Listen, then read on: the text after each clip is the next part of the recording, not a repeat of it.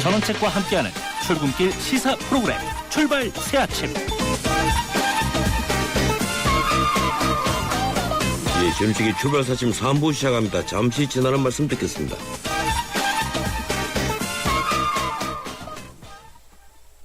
This is Mask, Alabama. We are an unarmed freighter With a potential piracy situation. 톰 행크스 주연, Look at me. I'm the captain now. 스스로 인질이 된 선장, 생존을 건 협상이 시작된다. 본 시리즈 감독 캡틴 필립스, 10월 23일 대개봉. 15세 관람가. 이만 닦으면 된다고 생각하는 당신에게 나쁜 소식이 있습니다. 충치 원인균은 치약뿐 아니라 입안 전체에 산다. 다행히 좋은 소식도 함께 있습니다. 가그린이 충치 원인균 뮤탄스를 99.9% 살균한다. 이것이 가그린의 위력입니다. 충치 원인균 뮤탄스 99.9% 살균. 가그린.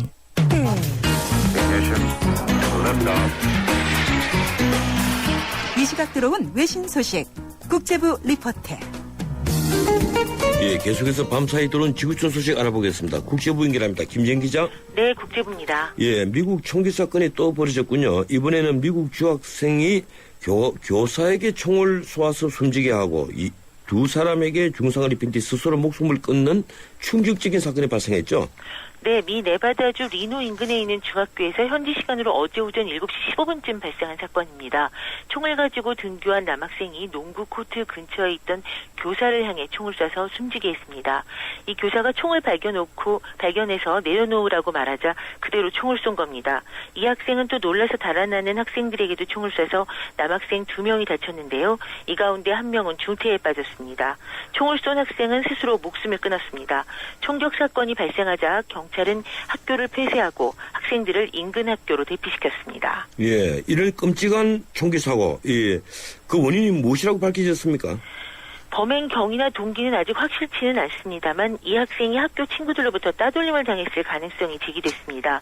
이 학생이 자신을 왜 놀리고 비웃냐고 말하는 것을 들었다는 목격자 진술이 나온 건데요. 아직 조사가 진행 중이라서 좀 더 지켜봐야 할 것 같습니다. 미국 사회는 총기 규제 강화 법안이 의회에서 표류하고 있는 사이에 또 이처럼 끔찍한 학교 내 총격 사건으로 큰 충격에 빠졌습니다. 예, 화제를 좀 바꿔보죠.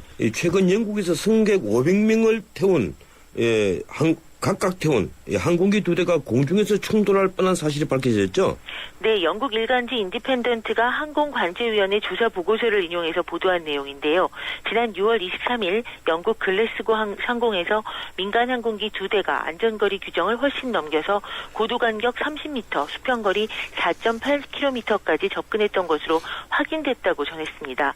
이 신문은 조종사들이 관제 명령을 착각해서 서로를 향해 돌진하면서 위험한 상황이 벌어졌으며 육안으로 위험을 깨닫고 급히 고도를 바꿔서 30m 높이 간격으로 지나갔던 것으로 조사됐다고 설명했습니다. 영국 항공관제위원회는 보고서에서 두 항공기가 상대 측에 대한 지시를 자신의 것으로 오인한 것으로 보인다고 밝혔습니다. 예, 자칫 사상 최악의 항공사고가 날 뻔했군요. 이 러시아 남부 도시 볼고그라드에서는 자살폭탄 테러가 일어났죠? 네, 현지 시각으로 어제 낮 2시쯤인데요. 러시아 볼고그라드시 라조레바 거리를 달리던 버스 안에서 폭발이 일어나서 5명이 숨지고 27명이 다쳤습니다. 목격자들은 폭발 당시에 버스의 절반가량이 부서지고 주변에 있던 차들이 떠밀려 날아갈 정도로 충격이 컸다고 전했습니다. 러시아 연방수사위원회는 이번 폭발 사고가 여성 자폭 테러범의 소행이라면서 몸에 차고 있던 폭발물 벨트를 작동시킨 것으로 추정된다고 밝혔습니다. 또 이 여성 테러범은 볼고그라드와 인접한 다게스탄 자치공화국에서 활동하는 이슬람 반군의 부인이라고 설명했습니다.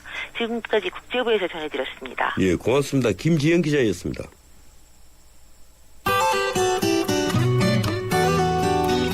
정체가 최고조에 달했다가 조금씩 풀리고 있습니다. 한강 다리 중에서는 청담대교, 영동대교가 남단 쪽으로, 동호대교, 한강대교는 북단 쪽으로 밀리는데요. 그래서 주변 길도 좀 영향을 받고 있습니다.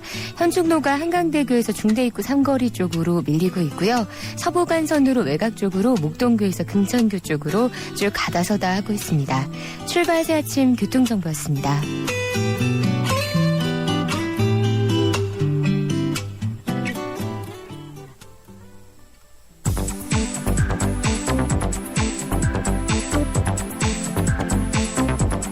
이 시간 주요 경제 소식, 경제 뉴스 브리핑 예, 이번에는 경제 뉴스 알아보겠습니다. 한국경제신문 김윤석 기자 전화로 연결되어 있습니다. 안녕하세요, 김 기자님. 네, 안녕하세요. 예, 어젯밤 미국 증시 상황부터 좀 전해주시죠. 예, 21일 뉴욕 증시는 보합세로 끝났습니다. 다우존스 지수는 지난주 마지막 거래일보다 7.45포인트, 0.05% 내린 15,392를 기록했고요. 반면 S&P 500 지수는 0.01%, 나스닥 지수는 0.15% 소폭 올랐습니다. 이날 시장에 영향을 줄 만한 대형 재료가 없었던 데다 22일 나올 그 9월 고용동향 발표를 앞두고 관망세가 퍼진 탓입니다. 비농업 부분 그 취업자 수를 집계한 9월 고용 동향은요, 지난 그 미국 연방정부의 셧다운 여파로 오늘 밤으로 발표가 연기된 상황입니다. 시장에서는 신규 일자리 증가폭이 8월보다는 확대되고 실업률은 같은 수준을 유지할 것으로 그렇게 내다보고 있습니다. 예, 그렇군요. 오늘 밤에 그러니까 고용 동향 발표가 나온다는 거죠? 예. 네, 맞습니다. 시카고 연방준비은행 총재가 양적 완화 축소 수개월 연기될 것 같다. 이렇게 밝혔죠? 예, 찰스 에반스 미국 시카고 연방준비은행 총재가요, CNBC에 출연해서 전방정부의 셧다운에 따른 그 경제 지표의 발표 지연 영향으로 경제 상황을 제대로 파악할 수가 없다면서 양적 완화 축소가 몇 개월 정도 연기될 것으로 예상한다. 이렇게 말했습니다. 미국 중앙은행은 올해 그 10월 30일과 12월 18일 두 차례 그 공개시장위원회 FOMC 회의를 남겨두고 있는데요. 중앙은행 그 주요 사항을 이 FOMC 회의에서 결정을 합니다. 에반스 총재는 이달 말 FOMC 회의에서 양적 완화 축소를 결정하기는 어려울 것이고 12월 회의에서도 결정할 수 있을지 의문이라면서 고용이나 그 국내 총생산 등 그 성장세가 뚜렷하게 회복됐다는 확신을 하는데 필요한 지표를 얻으려면 몇 개월이 걸릴 것이다. 이렇게 말했습니다.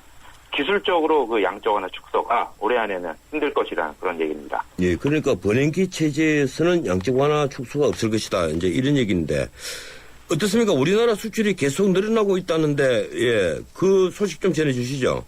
네, 그 미국도 이렇게 계속해서 경기가 조금씩 회복되고요. 그런 상황에서 10월 우리나라 수출에 깜짝 증가세를 보이고 있습니다. 한국은행에 따르면 이달 들어 18일까지 수출액이 279억 달러로 지난해 같은 기간에 245억 달러보다 14% 증가했습니다. 수출은 지난 7월 이후에 서서히 조금씩 회복세를 보여왔는데요. 이달 들어서 두 자릿수대로 올라선 겁니다. 월간 수출이 두 자릿수로 증가한 것은 지난 1월 이후에 9개월 만입니다. 수출이 월말에 집중된다는 점을 감안하면 사상 처음으로 월간 수출 500억 달러 달성이 가능할 것이라는 그런 전망도 나오고 있습니다. 예, 모처럼 이 좋은 소식이군요. 이 수출이 늘어나는 특별한 이유가 무엇이라고 보십니까? 예, 전해드린 대로 미국 경제가 조금씩 하반기 들어 살아나고 있고요. 또 최근에는 유럽과 중국 경기까지 회복세를 보이면서 우리나라 수출이 늘어난 것으로 이렇게 분석되고 있습니다. 하지만 그 불안 요인이 없는 건 아닙니다. 그 원달러 환율이 4개월 만에 100원가량 떨어져서요. 연중 최저인 1,054원 수준에 육박하고 있습니다. 기업들이 또 수출로 수익을 거두기가 그런 어려운 사정이 된 거죠. 그리고 여기에 미국 경제는 이날 들어서 셧다운이란 충격을 받아가지고 그 4분기 경제 성장률이 당초 예측보다는 0.2에서 0.8포인트가량 떨어질 것으로 그렇게 분석되고 있습니다. 예, 조금 다른 소식 살펴보죠. 이 외제차 보험료가 내년부터는 오른다는 소식이 들어와 있네요. 네, 내년 1월부터 그 값비싼 수입차의 그 자동차 보험료가 상당폭 인상될 전망입니다. 자기 차량 손해 보험료 할인 할증의 기준이 되는 자동차 모델별 등급이 현행 21개 등급에서 30개 등급 이상으로 세분화되기 때문입니다. 예. 차량 사고가 났을 때 수입차의 경우는 평균 보험료 지급액이 296만 원으로 약 100만 원 수준인 국산차의 3배에 달합니다. 그렇지만 현행 21개 그 등급제에서는 할증률이 아무리 높아도 평균의 1.5배까지만 보험료를 높일 수 있었습니다. 즉 수리비는 3배가 더 나가는데 보험료는 1.5배만 더 받은 셈입니다.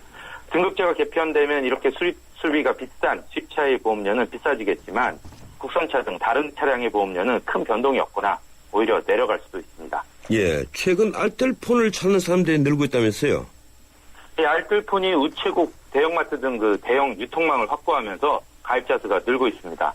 우정사업본부에 따르면 지난 9월 말부터 오는 지난 18일까지 전국 226개 우체국에서 알뜰폰 9,000여 대가 팔려 나갔습니다. 또 지난 17일부터 판매를 시작한 이마트의 알뜰폰도 지금까지 하루 평균 200여 명이 가입하고 있는 것으로 그렇게 나타났습니다. 알뜰폰의 그 사업자들은 SK텔레콤이나 KT 등 그 이동통신사들의 그 통신망을 임대해서 그들보다 월 1,500원에서 8,000원까지 저렴한 요금제를 만들어서 팔고 있는데요. 대부분 중소기업이어서 그동안 그 광고 등 마케팅 활동을 거의 하지 못했습니다. 예. 이런 상황에서 우체국이 알뜰폰 판매를 시작하고 이마트도 유통에 뛰어들니까 가입자가 늘어나고 있는 겁니다. 특히 이마트는 쇼핑을 하면 통신비를 깎아주는 그 융합상품까지 내놔 눈길을 끌고 있습니다. 쇼핑 금액 일부를 적립을 해서 통신 요금을 할인해주는 그런 방식입니다. 예, 고맙습니다. 여기까지 듣도록 하겠습니다. 고맙습니다. 예, 지금까지 한국경제신문 김인석 기자였습니다. 진정한 소통은 듣는 것이다. 참 멋진 말이죠. 이 시간 여러분의 촌철살인 한마디를 기다립니다. 전원책의 출발 새아침 방송이 끝나기 전까지 오늘의 방송 내용을 속 시원하게 마무리할 한 줄의 멘트 사연을 보내주세요. 진행자가 방송이 끝날 때 클로징 멘트로 직접 읽어드리고 책 선물도 보내드립니다. 여러분의 클로징 멘트 지금 바로 YTN 라디오 모바일 앱 예스나 우물정 0945 50원의 유료 문자 메시지로 받고 있습니다.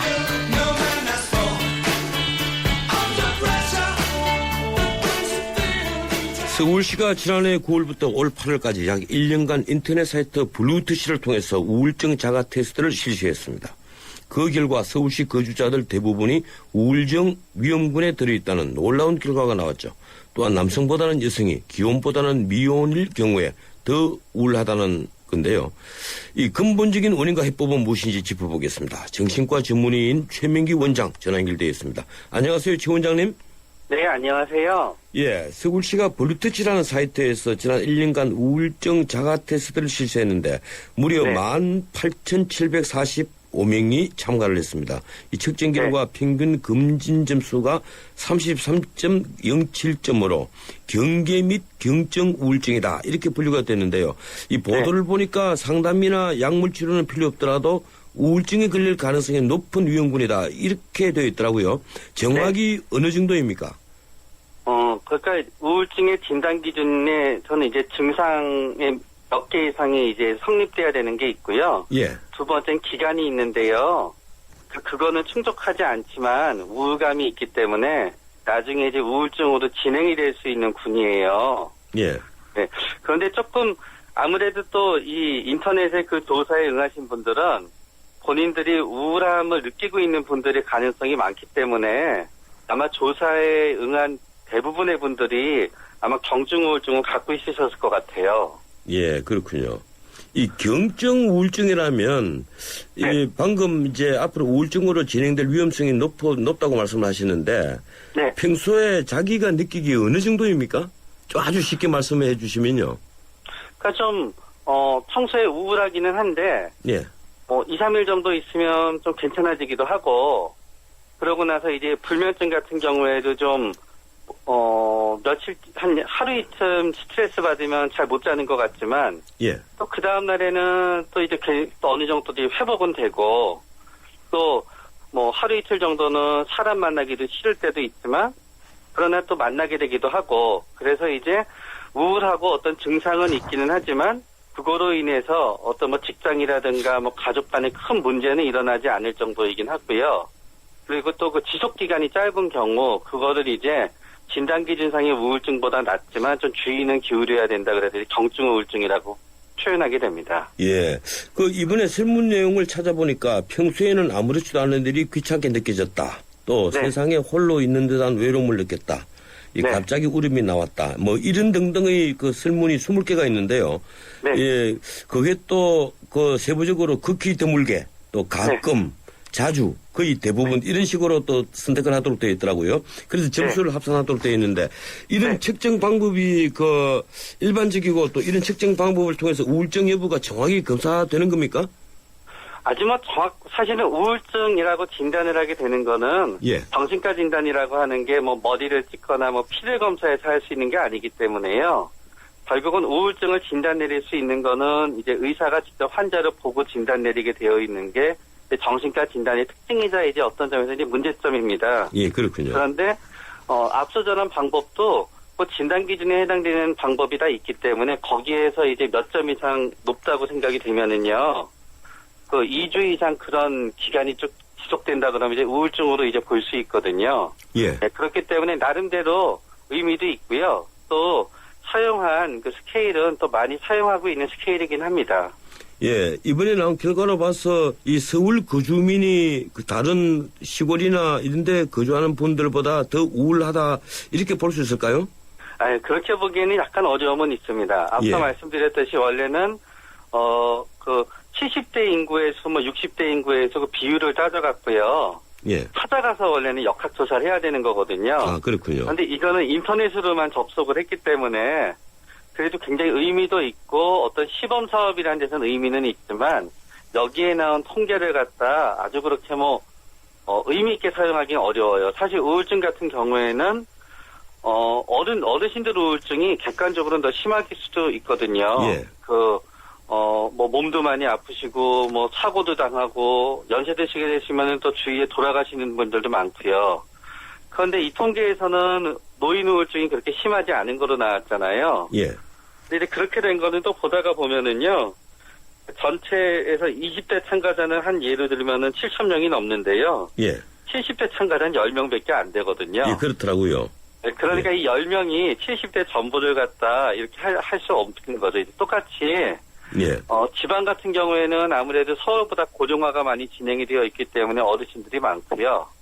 또 서울 같은 경우에는 젊은 사람들이 많기 때문에 또 이렇게 많이 이런 조사에 응하게 되는 거거든요. 그래서 이 조사 결과만 보기에는 통계적인 어떤 구조가 그렇게 짜임새가 완벽하지는 않아요. 예, 일반적으로 여성보다는 남성이 미혼보다는 기혼이 우울감이 더 크게 느껴진다. 이건 맞는 겁니까? 그게 그 발표 결과에 대한 언론 결과 보면 약간 좀 그 참가자랑 그거랑 헷갈리게 되어 있는데요. 예. 그 서울시의 평균 검진 점수는 남성보다는 여성이 기혼보다는 미혼이 높게 나타났어요. 예. 그래가지고 그렇습니까? 이제 예. 네, 서울 거주자 우울 정도는 남성보다는 여성이 기혼보다는 미혼이 높았는데요. 남성보다는 여성이 우울증이 훨씬 더 많은 빈도가 많은 건 사실이고요. 그러다가 보니까 이제 중증도 훨씬 더 많고요.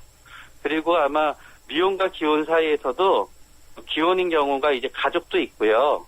또 역으로 생각하게 되면은 기혼은 어느 정도 결혼을 할 만한 능력도 있고 결혼을 할 정도로 다른 사람과 관계를 가질 수 있는 인간적인 능력이 있잖아요. 예. 그렇기 때문에 기혼자가 미혼자보다 우울감이 그러니까 미혼이 기혼보다 우울감이 높은 거는 또 합리적으로 어느 정도 예상할 수 있었던 일이었습니다.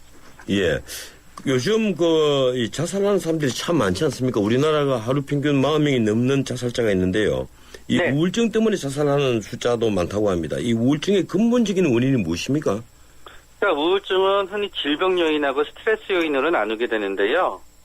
질병 요인은 뭔가 하게 되면은 똑같이 불행한 환경에서 크고요. 예. 그리고 똑같은 정도의 불행을 당했더라도 우울증에 걸리는 사람과 안 걸리는 사람이 있거든요.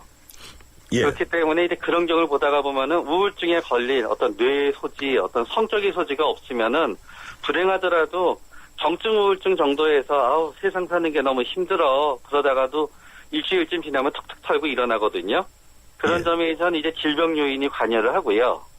그런데 똑같은 우울증 환자분들도 똑같은 우울증이 재발하더라도 어떨 때는 심하고 어떨 땐 심하지 않고 어떨 땐 좀 빨리 치료에 반응하고 치료에 어떨 땐 오래 가거든요. 그거는 또 그때 어떤 또 스트레스와 불행이 있냐에 따라서 달라져요. 그래서 두 가지가 한 50대 50으로 50대 50 혹은 예. 60대 40 정도로 이렇게 관계를 가진다고 생각합니다. 예, 질병 요인과 스트레스 요인이 따로 있다.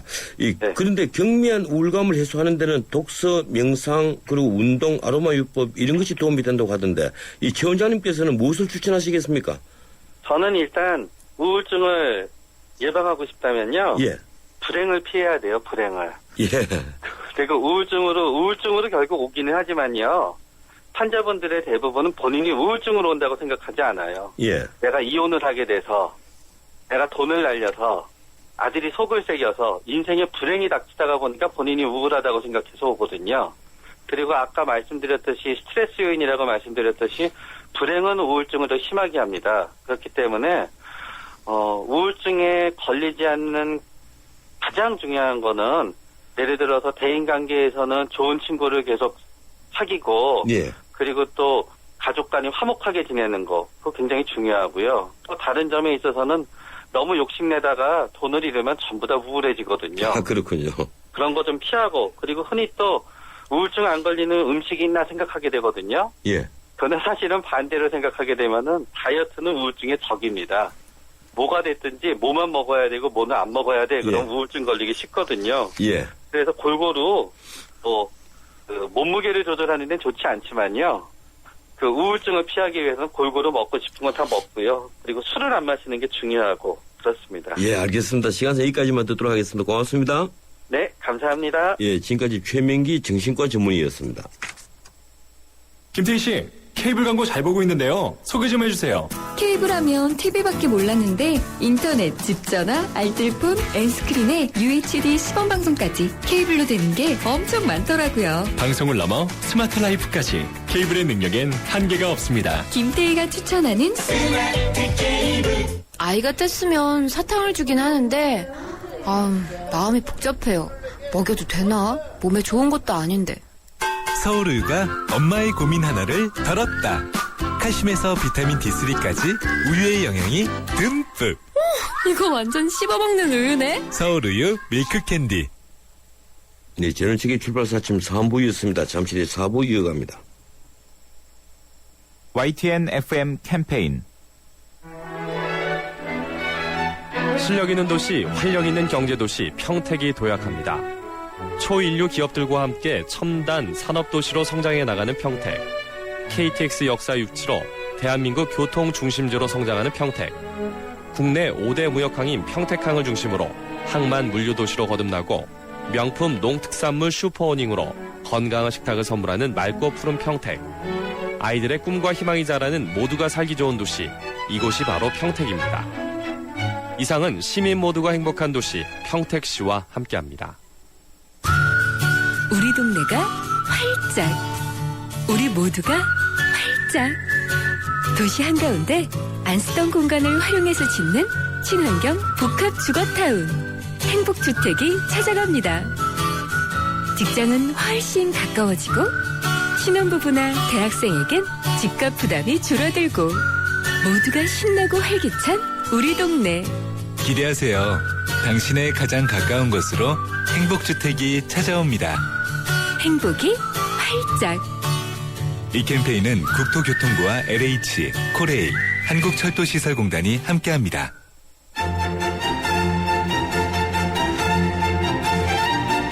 출근길 정통 시사 라디오 프로그램 YTN 라디오 전원책의 출발 새 아침. 예, 전원책의 출발 새 아침 4부 순서 시작합니다. 잠시 지나는 말씀 듣겠습니다. 네, 피자헛입니다. 저기요, 고기 피자랑 새우 피자랑 뭐가 더 맛있어요? 둘 다 맛있습니다, 고객님. 그래도 뭐가 더 잘 나가요? 솔직하게. 둘 다 잘 나갑니다. 왜냐하면 더블박스. 박스는 하나, 피자는 두 가지. 25,000원. 1588-5588 피자헛. 더블박스 주세요. 업데이트 한 번 안 했다고 바다를 달리고 산을 헤매는 당신의 내비는 업데이트 안 해도 언제나 최신 지도로 누구보다 빠르게 안내하는 U+ 내비 LTE는 마음껏 감탄하세요. 이런 게 100% LTE 생활 U+. 저 김광규 여행도 혼자 하고 쇼핑도 혼자 하고 보험가입도 인터넷에서 혼자 하죠. 아주 쉽고 편하게. 새벽 3시까지 4단계로 간편하게. 삼성생명 인터넷보험 라운지. 인터넷 보험도 삼성생명이 만들면 다르네. 삼성생명 인터넷보험 라운지. 지금 클릭.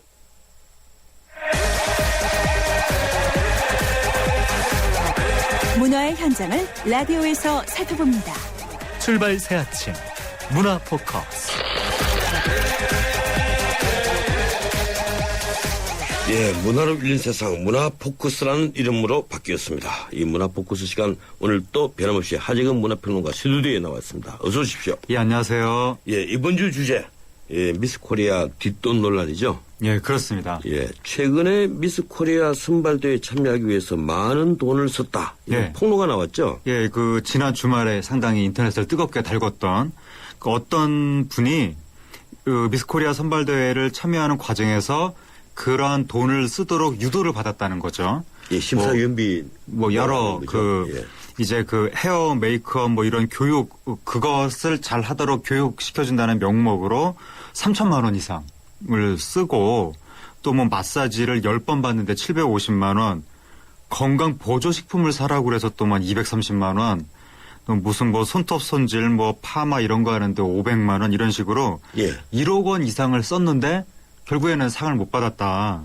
그리고 또 그 대회를 담당했던 주최 측에서 누군가가 심사위원한테 또 돈을 써야 된다고 이제 요구를 해서 4천만 원을 썼다. 그런데도 또 잘 안 됐다. 이런 식으로 물론 이제 그 관계사 측에서는 이러한 사실들을 부정을 하고 있고 뭐 개인 비리다 뭐 이런 식으로 이야기를 하는데 이제 과거부터 이런 의혹이 굉장히 많이 나왔던 것이 이번에 비교적 구체적으로 폭로가 나왔다고 할 수 있는 거죠. 그 다른 사람도 또 폭로가 이번에 이제 나왔는데 그분 같은 경우에는 마사지 3번 받는데 1,800만 원을 썼다. 그래서 도합 2억 원 이상을 썼는데 성형 비용도 수천만 원 이상을 쓰고 이 모든 것이 이 미용실의 권유를 통해서 이루어졌는데 물론 이것도 이제 그쪽 관계사 측에서는 부정을 하겠죠. 그런데 이제 많은 사람들이 옛날부터 이런 의심을 가졌었습니다. 왜 몇몇 미용실에서 미스코리아들이 많이 나오는 걸까? 이게 과연 그 미용실에만 우연히도 한국 최고의 미인들이 모여서 그런 걸까? 아니면 거기를 중심으로 뭔가 인맥이라든가 어떤 보이지 않는 커넥션들이 연결이 돼서 뭔가 좀 금품이 오가고 그런 일들이 벌어지는 걸까? 이런 의혹들이 많이 있었는데 아마 일부에서는 그런 일들이 있을 수도 있다라는 게 이번에 그 폭로를 통해서 드러난 것 같습니다. 예, 이 마사지 10회에 750만 원 이러면 마사지를 한 번 받으면 75만 원이라는 얘기이지 않습니까? 그렇죠. 예, 무슨 마사지를 어떻게 받는지 모르겠는데 이 박지성 선수가 그 맨체스터 유나이티드에 있을 때 마사지사가 네덜란드에서 비행기를 타고 왔다고 하더라고요. 뭐 그런 경우라면 모르겠습니다만 좀 이해가 되지 않네요. 미스 코리아 대회 나가는데 이 고가의 마사지를 받고 네일 케어 이 손톱 관리 아닙니까? 그렇죠. 예, 이걸 500만 원. 그래서 저는 이상한 게 지금 1억 원, 2억 원, 2억까지도 쓰고 떨어졌다고 이분들이 이제 폭로를 한 건데 만약에 이게 더 광범위하게 이런 일들이 벌어지고 있다면 그러면 붙은 사람들은 얼마를 썼을까 이런 상상도 해보게 됩니다. 예, 과거의 미스 코리아가 지금과는 또 한 차원 다르게 대단히 인기를 끌고 있었을 때 그 당시에 저도 그 변호사업을 하면서 조금 관여를 한 적이 있었는데 예, 미용실 중심으로 미스 코리아 대회에 참가하는 일들이 많더라고요. 예, 미스 코리아를 또 미용실에서 권유하기도 하고 오는 스님 중에 권유하기도 하고 또 미스 코리아를 원하는 사람들이 응모자들이 특정 그 미용실을 찾아가기도 하고 그래서 이제 미용실 단위로 경쟁이 벌어지는데 뭐 한쪽 미용실에서 독식을 하고 뭐 이런 일들이 있어서 그 당시도 논란이 벌어졌었죠. 근데 이번에 2천만 원씩 그 심사위원비를 요구했다는 것은 이건 개인 비리가 맞겠죠? 어떻습니까? 아무래도 이게 조직적으로 저질러졌다고 하면 우리나라가 OECD 회원국이 라고 보기가 어렵죠. 우리 사회가 그 정도는 아니라고 보고요. 이 심사위원한테 금품을 요구했다는 이 부분은 개인 비리가 아닐까라고 저도 그렇게 추측은 하고 있습니다. 예, 앞으로 뭐 수사를 하면 밝혀질 사항인데 이 과거의 미인대 관련해서 성추문도 있었지 않습니까? 우리나라에서 미스 아시아 퍼시픽 월드 대회라는 게 있었는데 거기서 이제 영국 대표로 온 여자분이 주최 측으로부터 성희롱을 당했고 성상납 요구를 당했다라고 폭로를 해서 물론 이것도 이제 주최 측은 부인을 했고요.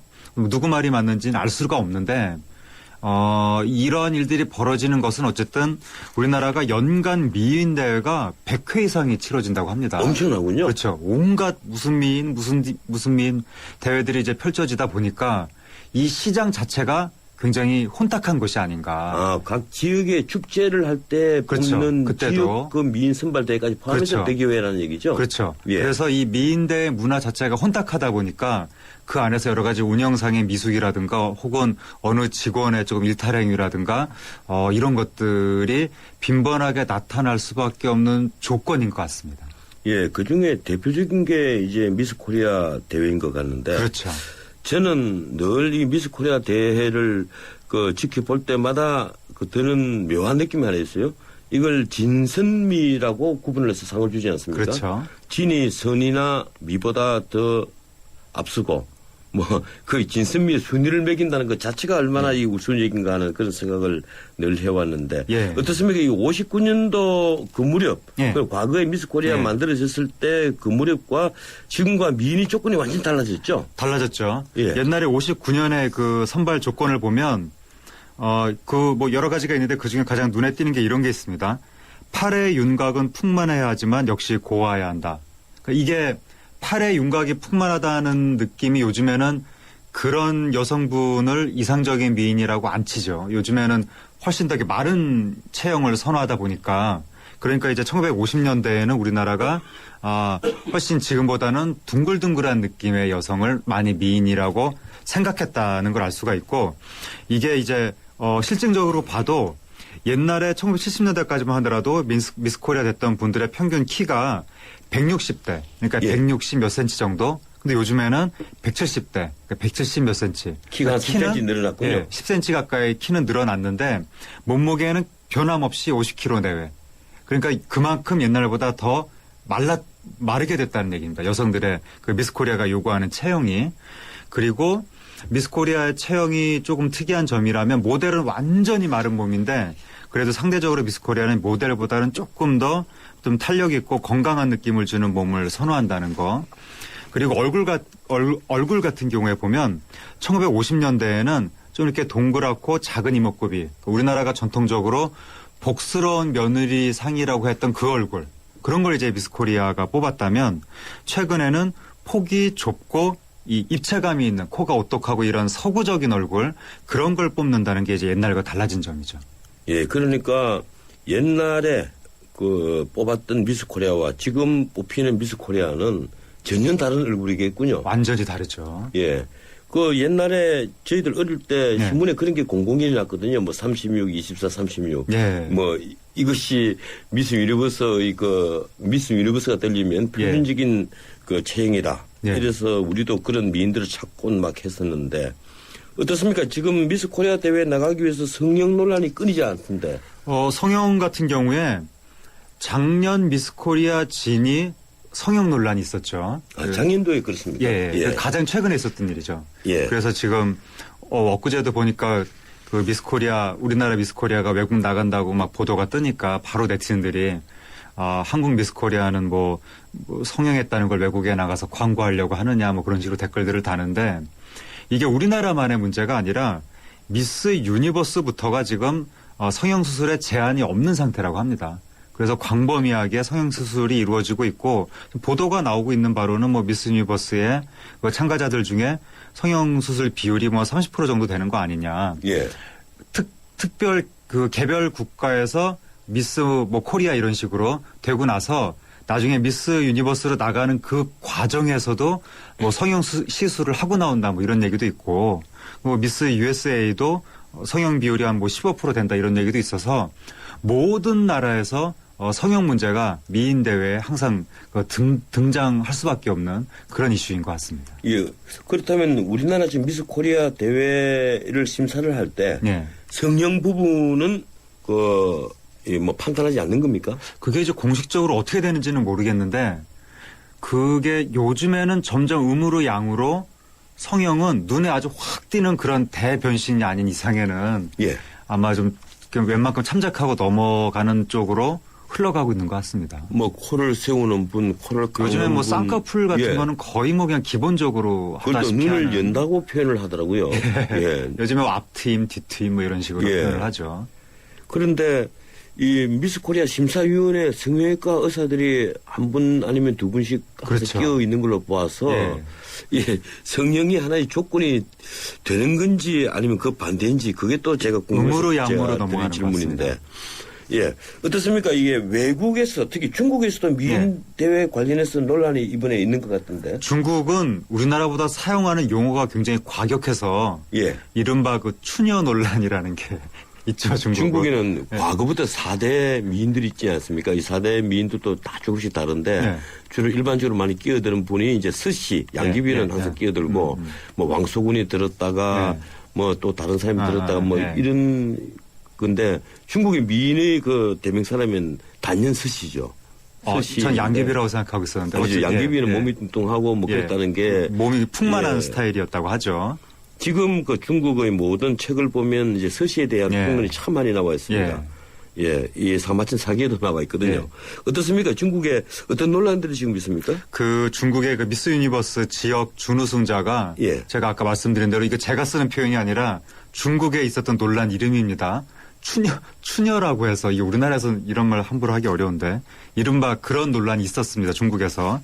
그런데 미스 인터내셔널에서 그 다음에 더 뭐 조금 미인이 아닌 것 같다라고 논란이 있고 뭐 산동성에서 또 그런 논란이 있고 이런 논란이 계속 일어나면서 중국에서도 미인 대회 운영에 있어서의 투명성 그리고 기준이 뭐냐 뭐 뒤로 커넥션이 있는 거 아니냐 뭐 금품이 오가는 거 아니냐 그런 식의 의혹이 중국에서도 굉장히 크게 나타나고 있어서 그냥 세계적으로 미인 대회 자체가 거의 지금 권위를 잃어가고 있는 것 같습니다.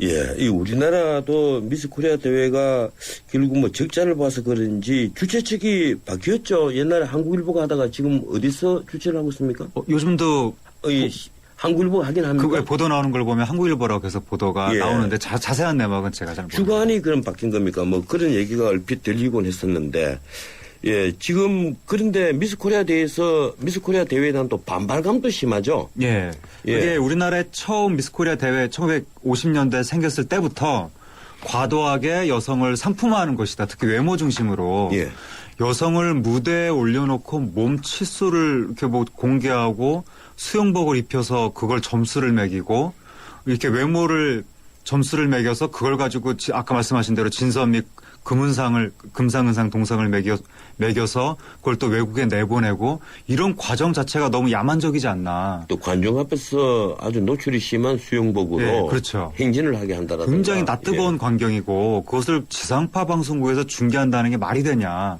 그래서 이제 1950년대부터 그런 비판이 계속 있었다가 1990년대 말에 본격적으로 이른바 안티 미스 코리아 운동. 그게 이제 시작이 되면서 2000년대 초까지 그 운동이 이어졌고 그 운동의 결과 2000년대 초에 결국 이제 지상파 방송국에선 이 미스 코리아 방송 이 중계가 퇴출이 됐죠. 말씀하신 주관사가 바뀌었다는 게 아마 그런 과정에서 그렇군요. 제가 그 점을 제가 착각한 것이군요. 행사를 주관하는 그 방송사가 바뀌고 막 이리저리 이제 좀 유랑하는 신세가 됐죠. 과거에는 그 우리나라 지상파 방송국들이 이걸 중계를 했는데 그걸 하지 않으면서 제가 오해를 했군요. 그런데 어떻습니까? 이게 미스 코리아라는 것을 특정 신문사에서 하는 대회에 그 타이틀을 붙일 수 있는 겁니까? 그게 좀 이상한데 일단 누군가가 뽑는 거죠, 미스 코리아를. 근데 도대체 누가 뽑는 거냐. 그런데 이 심사위원 분들이 보면 이분들이 무슨 대표성을 가지고 과연 이 한국을 대표한다는 미인을 뽑는 걸까. 보통 보면 어느 뭐 회사 관계자 이런 분들이 나오셔서 매우 좀 의심스럽고 그리고 도대체 국가를 대표한다는 미인이라는 게 이 세상에 존재할 수가 있는 건가. 도대체 뭘 근거로 이 여성분이 한국을 대표하는 미인이라고 우리가 확정을 지을 수가 있는 건가. 너무 말이 안 되고 또 말씀하신 대로 주최 측도 특정 회사고 영리를 추구하는 그러다 보니까 미스 코리아라는 것 자체가 그런 말을 안 써야 되는 거 아니냐. 그런 지적들이 굉장히 지금 많죠. 어떻든 이 미스 코리아가 되면 그 여성으로서는 대단한 이제 조명을 받는 하나의 기회가 되는데 그래서 연예인이나 아나운서가 되기 위한 관문처럼 또 여기지더라고요. 이게 김성영 씨, 김혜리 씨 다 미스 코리아 출신들 아닙니까? 고인경 씨. 그러니까 이 미스 코리아가 옛날에 1970년대 말에 그 김성희 씨인가요? 김성희 씨가 왜 매력이라는 노래 불렀던 분. 있었죠. 김성희 씨부터 저의 뇌리 속에 강력하게 그 미스 코리아의 연예 활동이 기억이 남는데 그때를 기점으로 해서 조금씩 이제 연예계와 가까워졌다가 80년대 말에 김성령 씨가 이제 본격적으로 연예인으로 이제 화려하게 활동을 하면서 그 다음에 이제 뭐 고현정 씨, 뭐 염정아 씨, 그러니까 1990년대부터 미스 코리아는 의뢰의 연예인이 되는 식으로 그러다가 최근에는 미스 코리아에서 지성미가 강조되면서 마치 그 아나운서의 관문 같은 그런 느낌으로 가고 있어서 연예인 지망생들의 그 연예인 뽑는 대회라면 더더욱이나 이거는 국가를 대표하는 미인대회라고 할 수 없는 거 아니냐 그런 지적들이 강해지고 있습니다. 예, 그런데 우리나라도 미스 유니버스 대회까지 개최를 한 적이 있는데 아직까지 미스 유니버스 대회 수상은 못 냈죠. 세계 대회에서는 아직까지는 그 1등상은 안 나온 걸로 알고 있습니다. 1등상은 아직 안 나왔죠. 2등상은 나온 걸로 알고 있습니다. 그때 그 근데 1등상 안 나왔다는 것도 확실하진 않습니다. 제 기억으로 말씀드리는 아직까지 거니까. 1등상 제 기억으로도 없습니다. 예, 아니 미스 유니버스 대회 북한에서 그렇습니다. 예, 그렇다면 이 베네수엘라 같은 데서는 아주 많이 되던데 이 시간이 별로 없네요. 이 문제를 좀 한번 들어봐야 될 것 같은데. 베네수엘라가 세계적인 이제 미인대 강국으로 온갖 국제적인 미인대 이제 우승자라든가 상위 입상자를 굉장히 많이 배출하는. 근데 거기는 미인대회 아예 그러니까 미인 산업이 존재한다는 거죠. 그러니까 전국적으로 미인을 굉장히 미인대 열풍이 불다 보니까 그것 때문에 여성 머리카락 강도단이 있고 그 성형 부작용도 굉장히 많고 그래서 우리나라도 미인대회가 너무 번성하면 그런 식의 부작용들이 많이 나타나지 않을까 그런 게 우려가 됩니다. 예, 오늘은 시간상 여기까지만 듣도록 하겠습니다. 예, 감사합니다. 지금까지 문화로 읽는 세상 하지근 문화평론가였고요. 이 클로징 멘트 사연 제가 전해드리겠습니다. 신재섭님, 1866님입니다. 방송의 중립이 중요하다는 의견을 주셨고, 예, 제가 좀 중립에서 벗어난 것 같습니까? 예, 지순근님, 전체적으로는 윤석열이 옳고 세부적으로는 조윤곤이 말이 맞다. 예, 김병철님, 보고 체계보다는 정확한 수사가 중요하지 않을까요? 1890님, 군경 검찰 조직 기강이 생명입니다. 또 이분은 기강이 생명이라고 말씀하셨고요. 오늘이 클로징 멘트, 이 좀 정치적인 내용과 무관한 한 분을 뽑았습니다. 1644님, 햇빛도 우울증에 훌륭한 약입니다. 쾌청한 가을날 일단 밖으로 나가보시기 바랍니다. 예, 저희가 개별적으로 연락드리겠습니다. 책 한 권 보내드리죠. 고맙습니다. 잠은 인생의 사치라던 에디슨. 하지만 그의 열정을 지켜준 것도 깊은 잠이었습니다. 짧게 자도 깊고 편안하게. 시대의 리더와 함께한 시몬스. 당신의 인생과 함께합니다. 흔들리지 않는 편안함. 시몬스. SK이노베이션이 이산화탄소에게 물었다. 왜 너만 보면 지구온난화 얘기일까? 쓸모있게 바꿀 수 없을까? 이산화탄소로 만든 친환경 플라스틱 그린폴 개발 중. 물음이 있는 곳에 이노베이션이 있다. SK이노베이션. 가스비 잡는 박근영 백일섭입니다. 내가 회장 전문 배우라고 펑펑 쓸 것 같지? 나도 보통 사람이랑 똑같아. 가스비 많이 나오면 무지 열받거든. 열받지 말고 귀뚜라미로 잡아요. 힘은 태워잡고 거꾸로 태워잡고. 보일러는 귀뚜라미. 가스비 잡느라고 욕받대.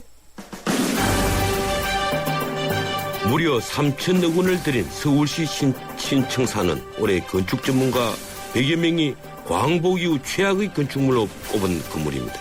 문화적 표류다, 건축이 아니라 폭력이라는 비판은 그래도 점잖은 편입니다. 서울 최고의 흉물이라는 이런 평가는 어떻게 나온 것일까요? 그것도 국내 유명 건축가 4분을 초청해서 디자인을 받아서 고른 작품인데 말입니다. 하긴 에펠탑도 1889년 건축될 땐 파리의 배꼽에 박힌 등대라는 비아냥을 들었죠. 모파상은 이 탑을 보지 않기 위해서 탑 안의 식당에서 밥을 먹었다고 합니다. 서울시 공무원들도 신청사 안에 있으니 꼴불견 건물이 보일 까닭이 없을 겁니다. 집안에서는 집이 안 보이는 법입니다. 오늘은 여기까지입니다. 지금까지 진행의 전현식 변호사였습니다. 내일 뵙겠습니다. 고맙습니다.